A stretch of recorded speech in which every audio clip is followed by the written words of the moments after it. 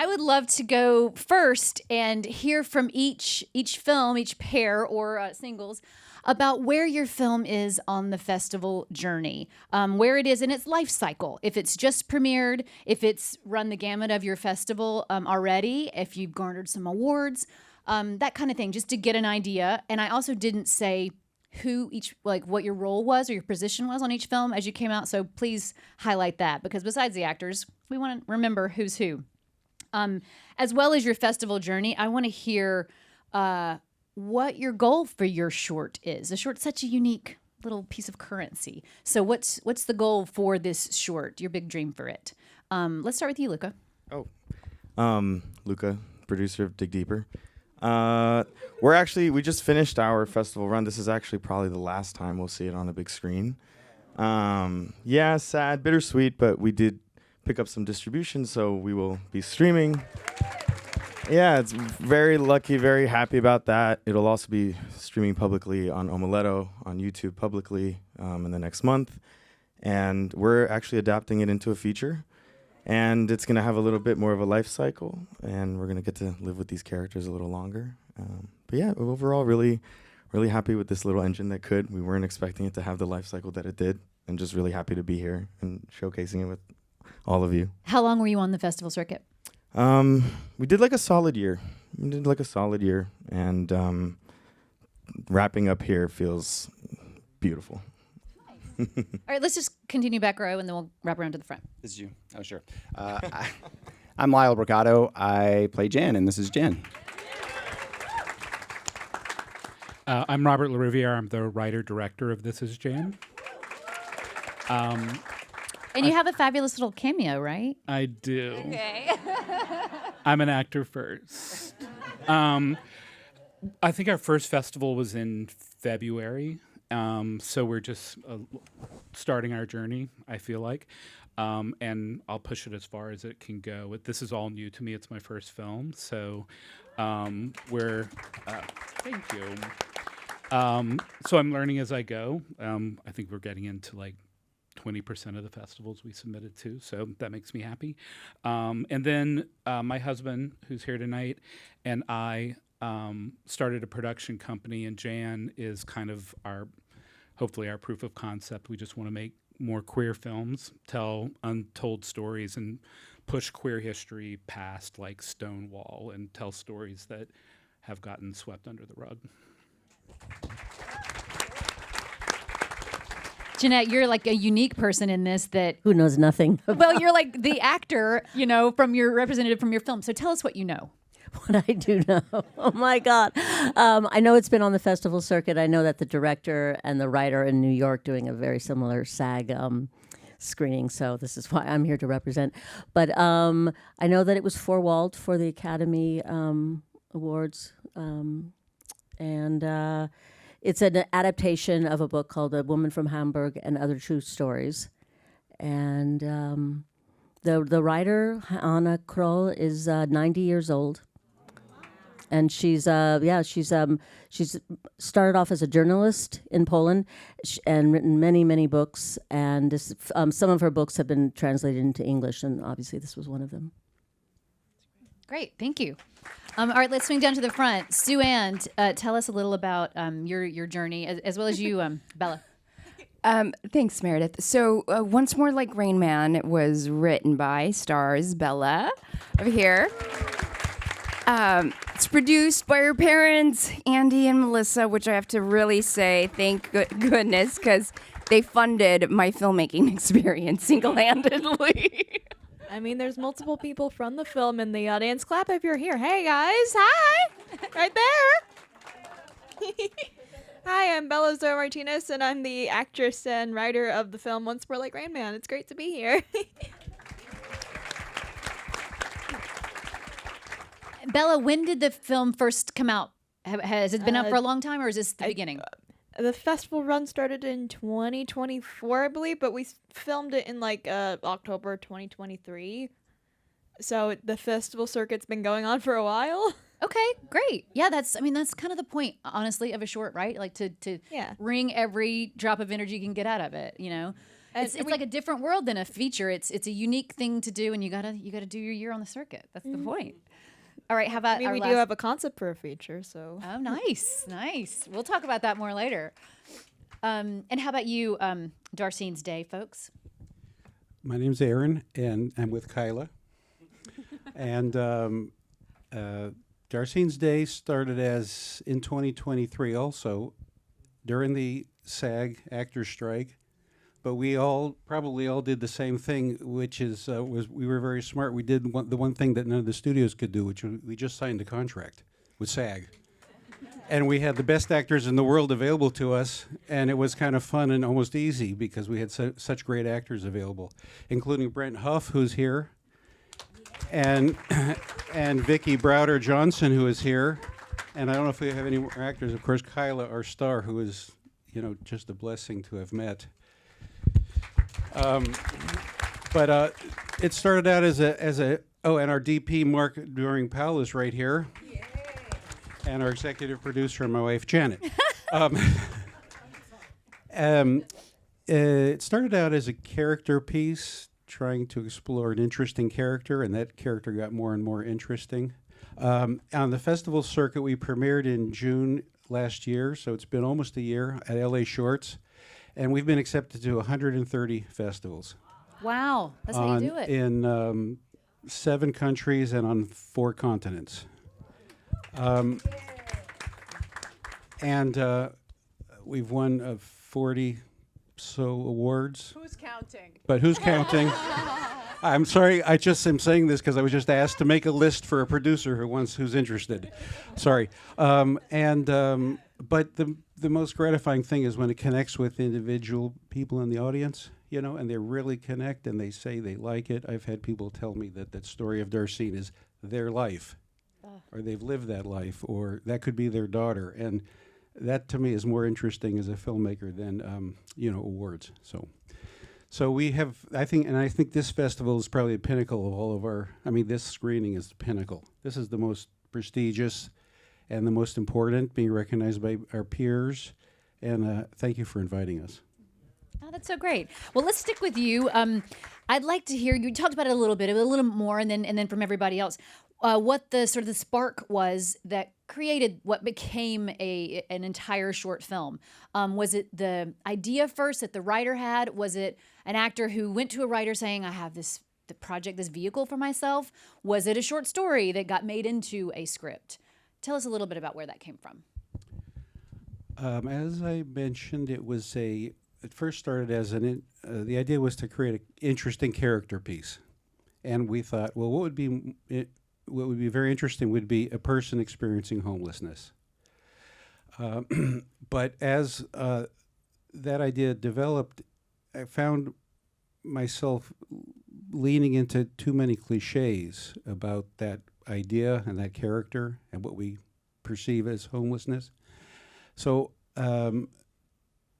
somehow the idea came to us to not reveal the character's living condition, but rather show the life besides their homelessness. And we discovered something called hidden homelessness, which is a phenomenon where people are experiencing homelessness, but are, going to jobs and going to school and thriving, or I should say, trying to thrive and survive, while they just simply cannot afford to rent an apartment in Los Angeles. And that was kind of the gist of the story, is that it's just so hard to get by in LA. And we all know, we've all talked about how we're just a couple paychecks away from being, on the street. Unfortunately, most of us never have to experience that, but we are all very close to that in this, in our current climate, where we're all feeling this downward pressure from politics and money and economy and cost of real estate, cost of food, so we're all kind of feel like could be right there. And so, and the last thing is that it became very sort of, Sorry for me hogging the microphone. But the last thing was that it became very sort of personal for me because I realized, although I hadn't experienced homelessness, I had experienced being a bigot and being prejudiced. And so I think the purpose of the film for me, making it, was to learn about my own kind of shortcomings in judging people by their outward appearance. And that's the power of our stories and why we do what we do, honestly. Thank you for sharing that. Bella and Sue-Ann, I'd love to hear about the beginning of your story. Bella, it feels like a very personal story. So what brought about the idea of making this character into a whole story of a short film? And then how did you find Sue-Ann? Well, the short film, like the idea of it, it is somewhat based off some of my personal experiences as an autistic actress. Some of the actual auditions are based off actual things that have actually been said to me. Like the second audition, like that is actually based off a real conversation I had in the room. She did not book that job. No. Fortunately not. But like I've also like just experienced like how differently autistic characters are written through auditions. Like I get a normal script and like it feels like a fleshed out character. I got in a script for an autistic character and it felt like they were an obstacle or an object, like something like different, but not an actual character. And even if they were like written to be an actual character, like the other characters just kind of viewed them as an obstacle. And I'm like, why is that? Like I wanted to change that because like the autistic characters like always like viewed as like a thing for the love interest to like as an obstacle or something. I'm like, we gotta change that. And then how did you find Sue-Ann? We met through Suzanne Ellis, The producer, right? Yeah. Yeah, she found me through 1 in 4 Coalition, which is a nonprofit placing disabled creatives in front of and behind the camera. Yeah. And your mom worked with Suzanne for many, many years, as did Andy, who, by the way, Mel was a script reader, and she read, what was this, Memento? I'm a big freak for movies. And she tried to get Beacon to make it, and they had a pass, and I was like, what? That movie's incredible. Anyways, on a tangent, moving on. All right, I'm going to jump to the back row to Robert. So speaking of like where the script came from and your attachment to it, I see that you have many credits as an actor. Why did you decide to make this your directorial debut? Well, I didn't really mean to. I mean, no, I'm just really super lucky.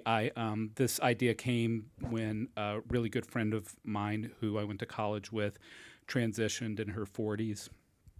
I was at Sam's Club one day and looked at my phone, and my friend was telling the world that her name was Brooklyn.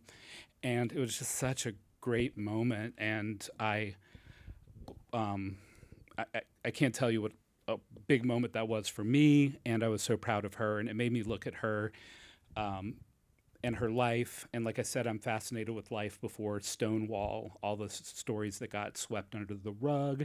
So I placed her in the 50s, wondering what her life would be like, and that was the origins of creating this character. And then along the way, I started to tell the story. I told it to a friend of mine who's a writer, Hunter Burke, and he liked the idea, and he helped me take this story and give it the bones it needed. And then from there, people just kind of attached to it as we kept going along. So it just kind of built up a lot of momentum, and we all just went with it, and here we are. Yeah. Congratulations on your directorial debut. Thank you. Okay, Luke, I want to shift to producing a little bit. I want to hear, like, for everybody who's thinking about doing this themselves, where your crew came from, how you started the process of crewing up, and then if anybody else wants to throw in some of their experience, that'd be great too. Just my friends, honestly. Like, there's not really any way around it. Geralt, who's the writer and director, good friend of mine. We went to college together. He came to me with the story during the pandemic. He was locked away in New York. I was locked away in Toronto shooting a show.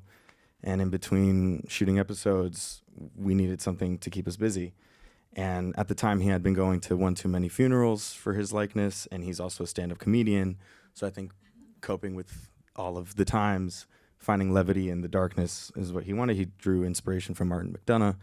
And, you know, Geralt and Victor are actually in New York representing the movie there. But when it came to crewing up, you know, it was really just calling in favors. It was a time where we wanted to work with our community. We wanted to work with our friends.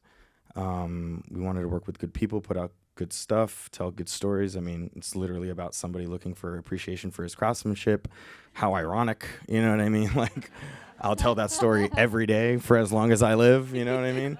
So it kind of all fell into place. And I think, like, when you're piecing together your crew with, like, for me, like, you know, Geralt is not only my friend, but he's my writer, my director. So it's, like, my responsibility to, like, get what he wants out, you know?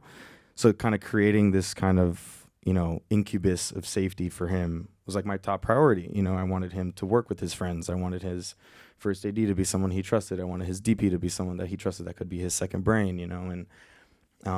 And luckily, I had friends that I felt were the perfect fit. And I think at the end of the day, when you're piecing together a project, it's about finding the perfect fits. And also good people who like to do it, because they're long hours. And we were in New York and it was raining and we had 3 layers of masks on. And, you know, you have to have that endurance and that stamina.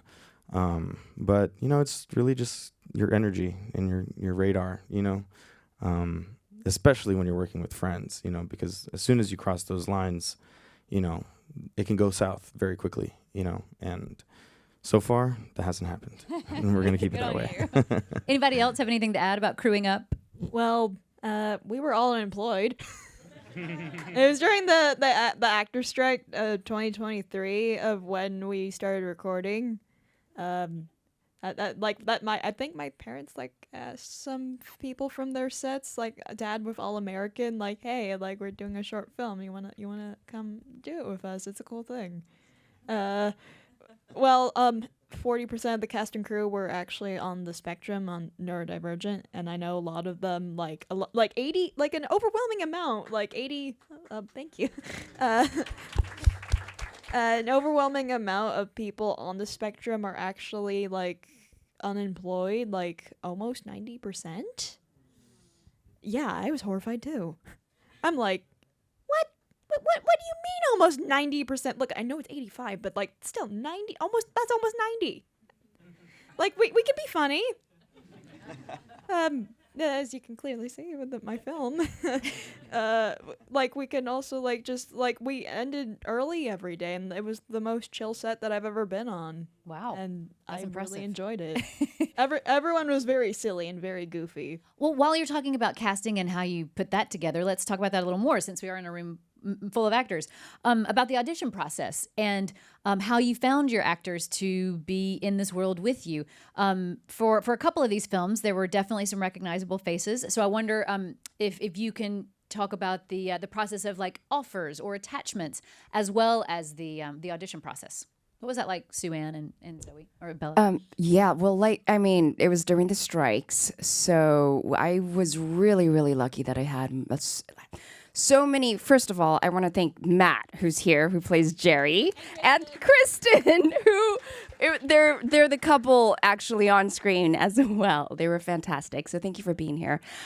But I pulled in a lot of my cast and crew from As We See It. Obviously, we are looking at Joe Mantegna, Sosie Bacon. I mean, our DP, Christy, so many people. Jerry, who did hair and makeup, Christy Tagatok. And it was because everybody was unemployed. And thank you, SAG. I know we called, and we got the waiver, and it was amazing to be able to create this in that period.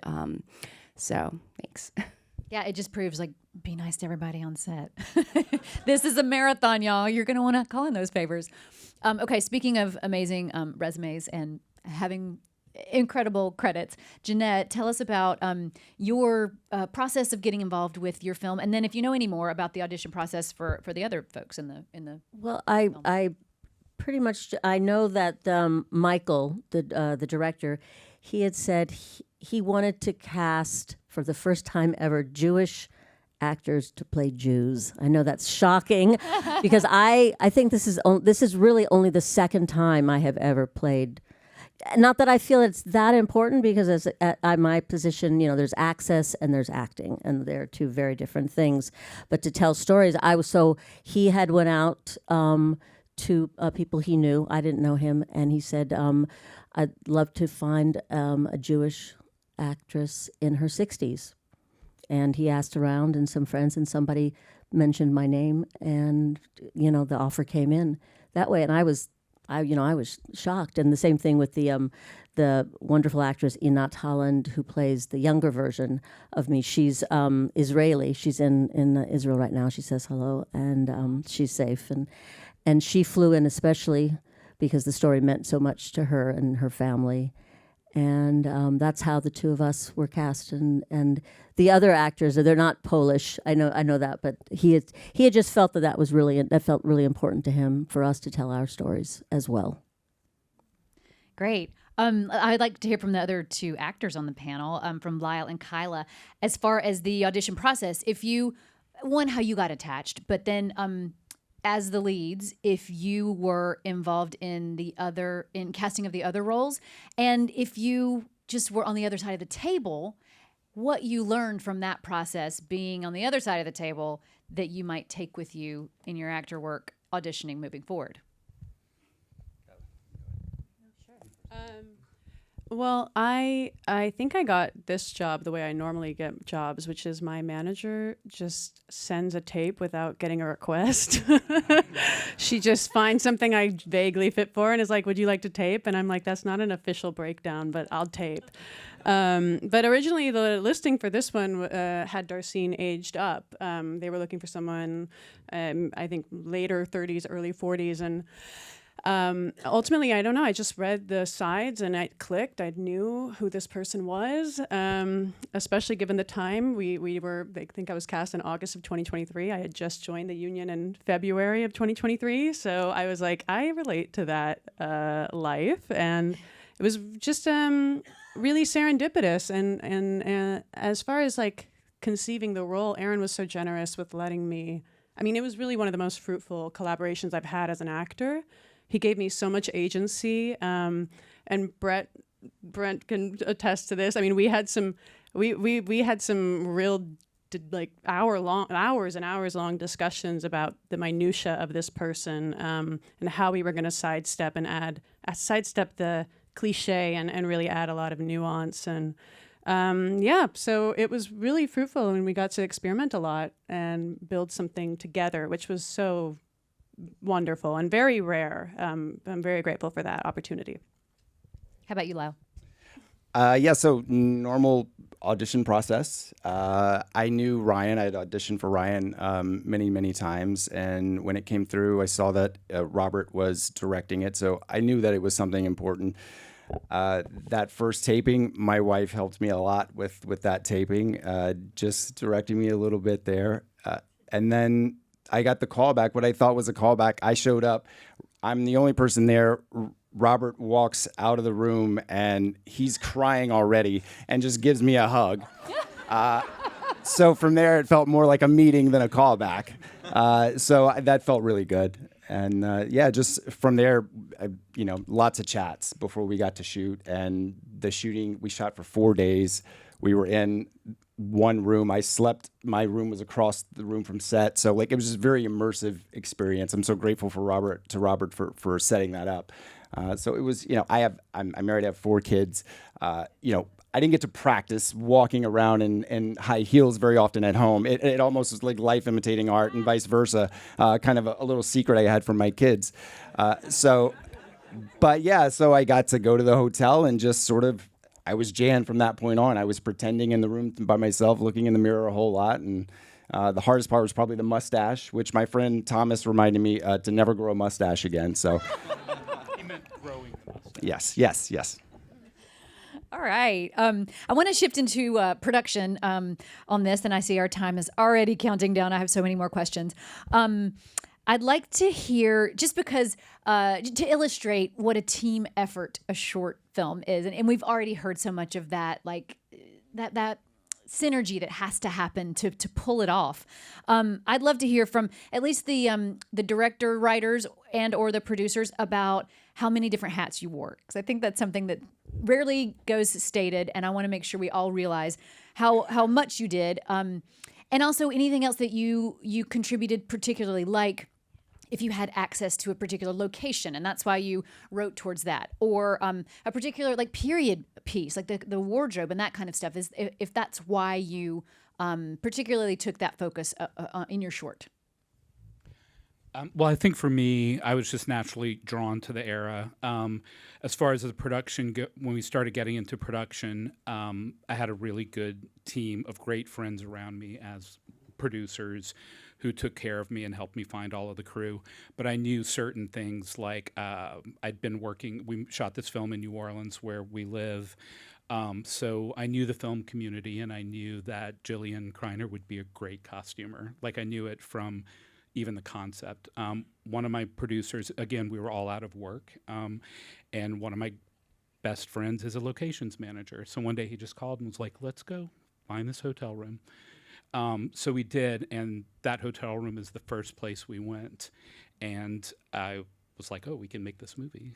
And you shot in New Orleans? Mm-hmm, at the Pontchartrain Hotel in St. Charles. So as far as wearing hats, I'm a big thrifter. So everything you saw in that room, I thrifted over months as we built, as we went, even as we started fundraising. I think I bought the TV a year before.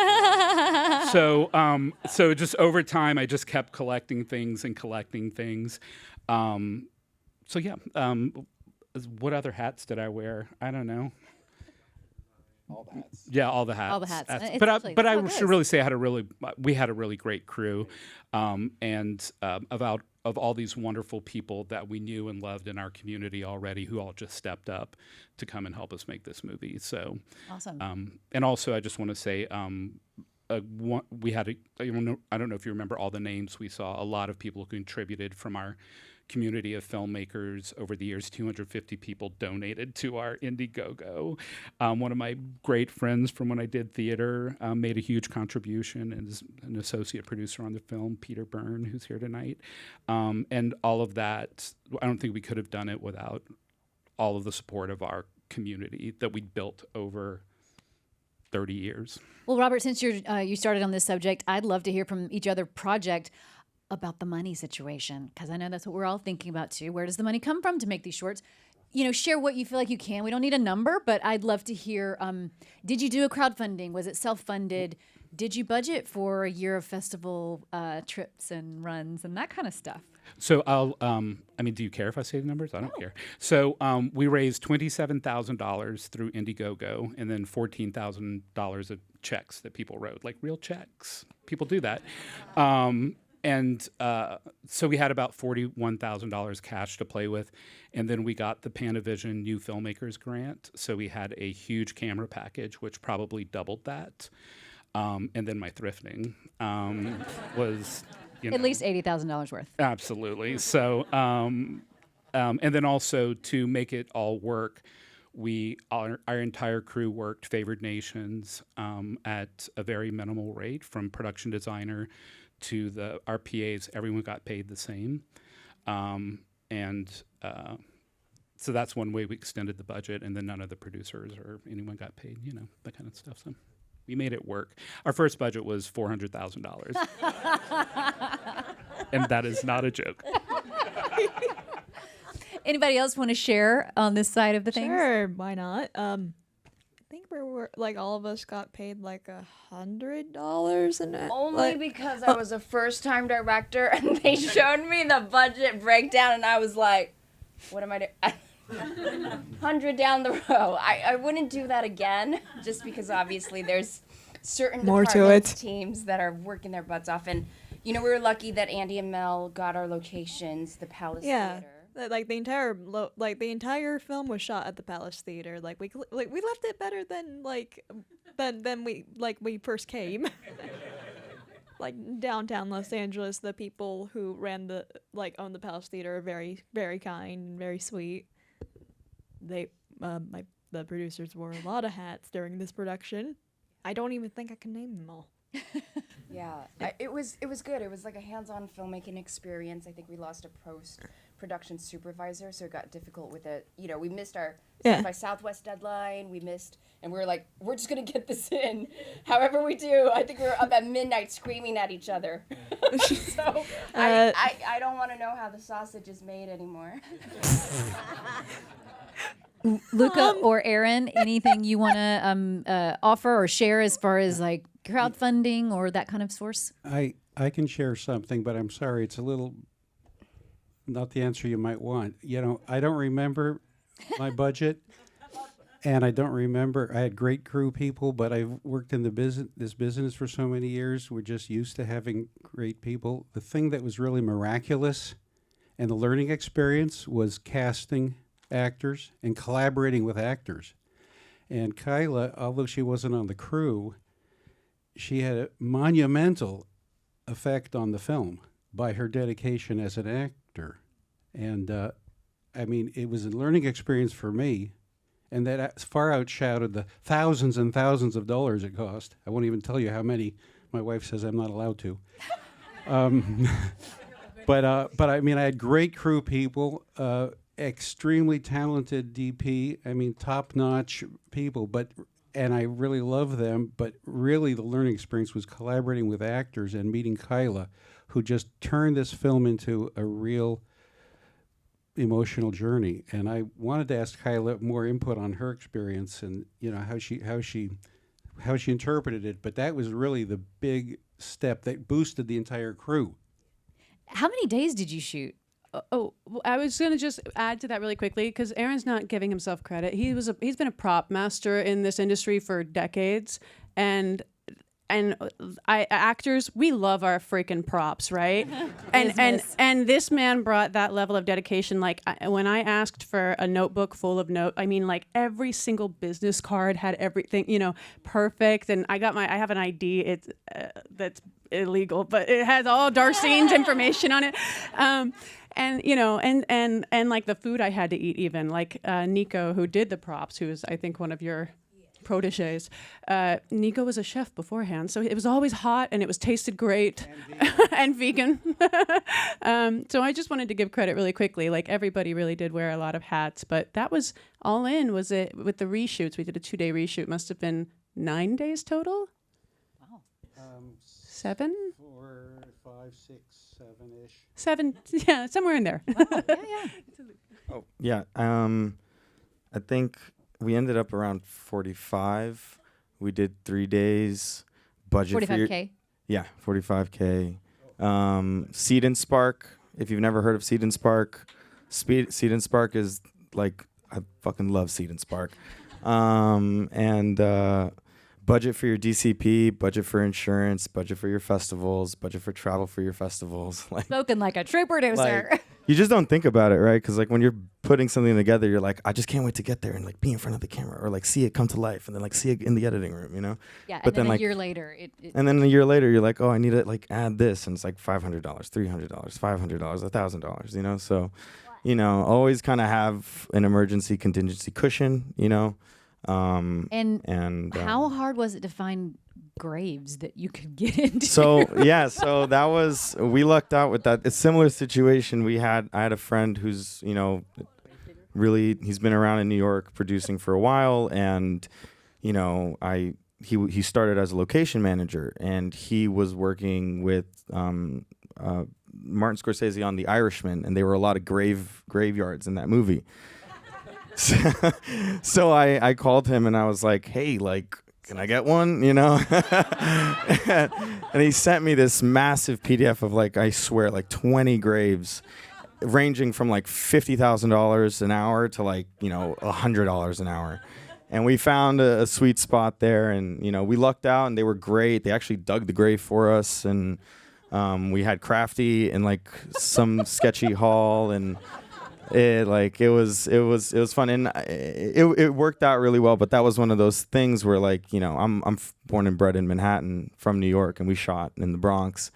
And if you're shooting at home, you call in all the favors. And most of the time, especially in those times, like people want to help you, And also, like, kudos to anybody who does shorts. Like, if you work on shorts, like, I love you. Like, we all know what it is. You know what I mean? And it's like, it's just the purest, like, form of creation. And it's like always so thrilling to be here amongst everybody watching and, like, you know, appreciating the work. And it's like looking back on those moments when you're like it rained on us. Also, prep for rain, even if it's sunny. You could be shooting in Nevada, but prep for the rain, you know? But yeah. I guess you you so could much. say it So was a we're- grave success. Yeah. Nice. I was waiting Thank for that. Thank you. Okay, we are swiftly running out of time, so I want to ask a couple more questions if I'm allowed. I'd love to hear from each team during the post process, specifically the edit and like trying to hit a certain number of minutes, knowing that the festival run was what you're looking for. Do you have any advice after going through the post process, the editing process, and then the festival submission process on what you have figured out is the sweet spot, at least for you and your short? Yeah, this was hard. So we have Darren Dean's one of our producers, who's also Sean Baker's producer on Tangerine, Oscar nominated, The Florida Project, and he was a maniac about 15 minutes. So I think you also like at the end we're like we had to get Alex and Kennedy's credits in. They did the end credit animation sequence. They're on the Spectrum. It was incredible. And I didn't understand it at first because I was like, if it's not done, we can't. And then I had to understand, oh, it's there. It's so sweet. It's like, because Mel's like, all the kids get to have their place in the film. And I was like, yeah, they do. But so 15, like so many darlings were cut. And I think we just have a new trailer finally. And I was like, I'm so busy. I was like, who cut this trailer? And it was our editor, Ryan. Yeah, it was. Amazing. Thanks, Ryan. I know you're not here, but hi. I mean, like on Darling's cut, I know like there were certain things that we would have put in, but just couldn't. Your valedictorian monologue.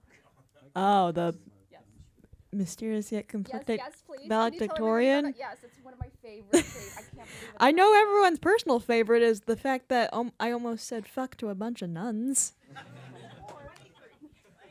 Thank you, Amy. It was during like the montage where we there was a group, the two nuns walking down the street, and they didn't know which I was saying. It was either 14 or well, the F word. And there was like in slow motion, and then they realized, oh frick, she's gonna say the F word to a bunch of nuns. It ended up being 14, but yeah. But I still remember how like adamant everyone, like Darren was, like on the 15-minute mark. I'm like, I guess it just means if you're over that, it's harder to get into other festivals.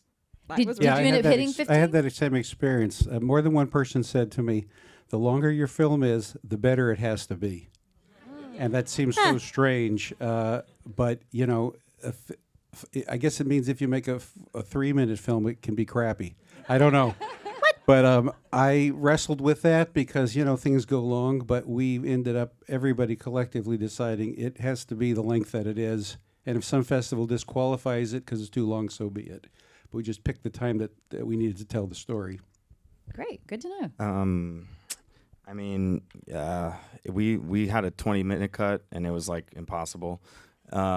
Meaning, like you thought it was too long, or you tried to submit it and you got Just yeah, I think like in submission wise, like it's just too long. We ended up around, I think we're at 18 right now, which feels okay.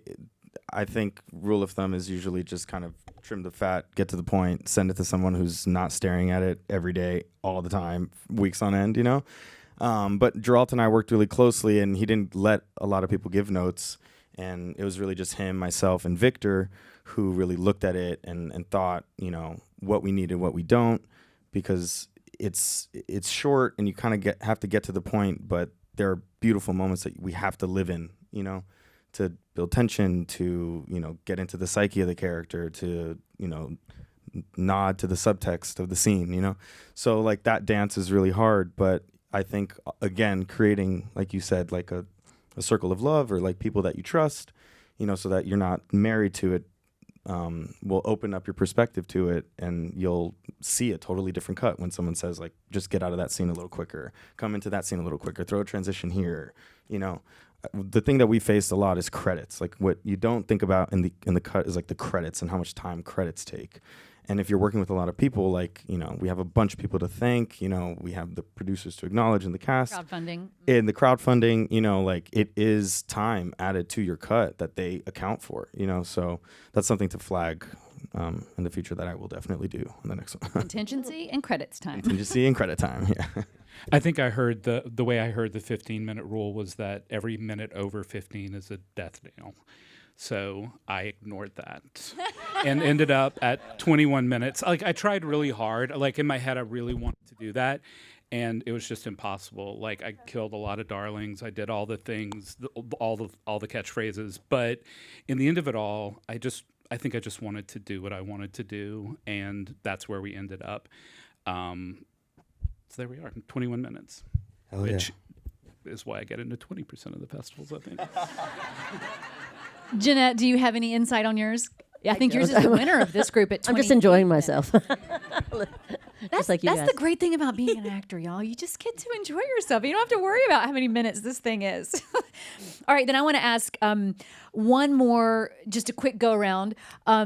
What is on the docket next for everyone, for the team or for the short itself? Like, is it a proof of concept or for you personally? Okay.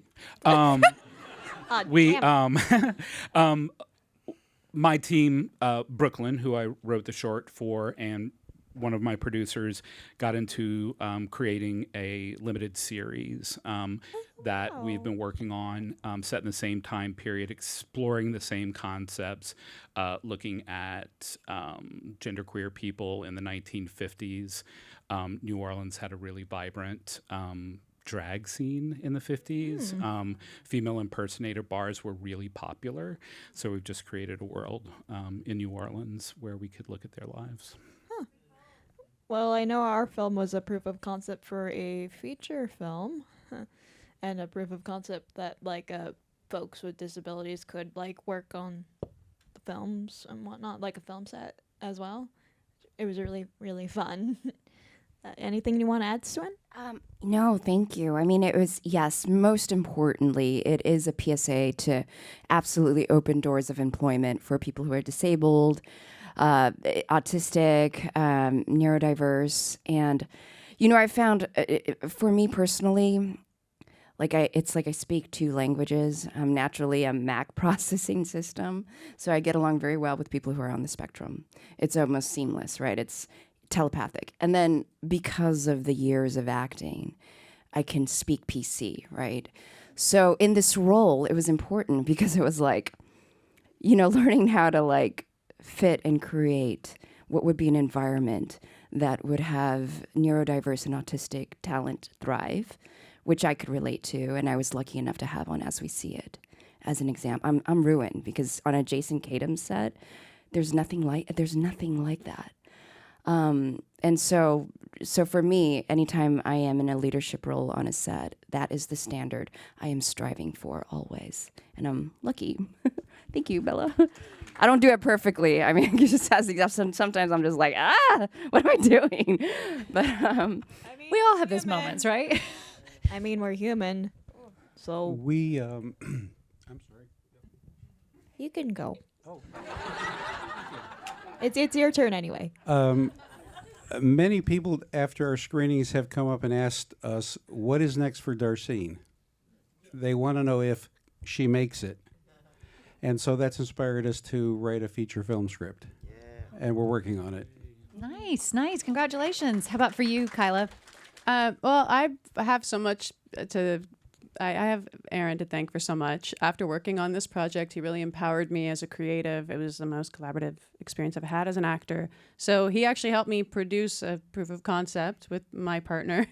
And now I'm getting to produce more and write, and just it's very much in seeing people take the wheel, seeing all these amazing craftspeople who've been in the industry for so long take, you know, the initiative and agency over their own careers and lives. Like, it's really helped me uncover that. And we were just talking earlier, like, who's more qualified than an actor who's at the intersection of all the department heads and sees the culmination from page to screen, you know, like, it's really, it's a good lateral move. So all actors who are looking or thinking about producing and creating, I encourage that Yeah, big don't time. don't forget your value and your unique perspective. Yeah, sure. yes, man. You know something. How about you, Jenette? Well, I know from Michael that it was a proof of concept because it's such a difficult piece. It, went so many periods of time. And me personally, I just like being creative in different things. At the moment, I do retail theater.